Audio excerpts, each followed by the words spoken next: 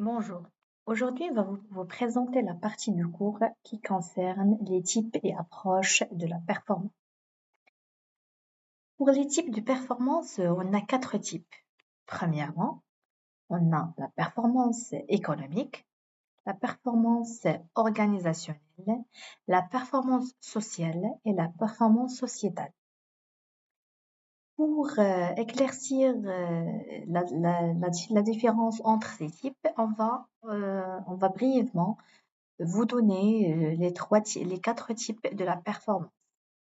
Pour la performance économique, normalement, elle mesure la capacité de l'entreprise à être rentable et compétitive sur son marché.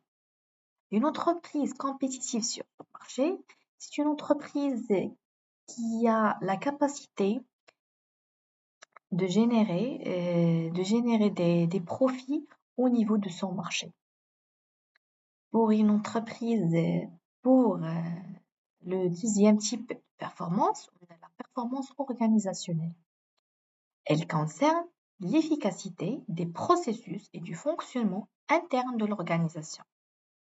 Pour le troisième type, on a la performance sociale. Elle s'intéresse au bien-être, à la motivation et à la satisfaction des employés.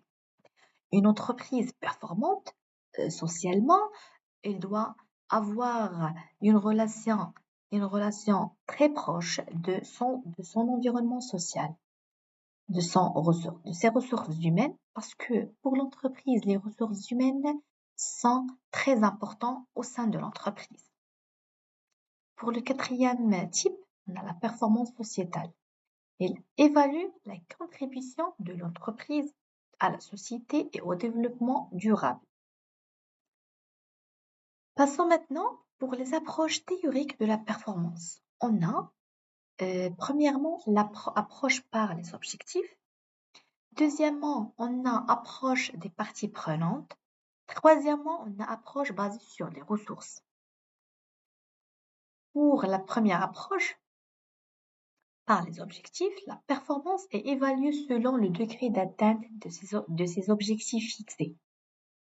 Pour l'approche des parties prenantes, cette approche considère que la performance dépend de la satisfaction des différentes parties prenantes, à savoir les clients, les employés, les actionnaires et les sociétés.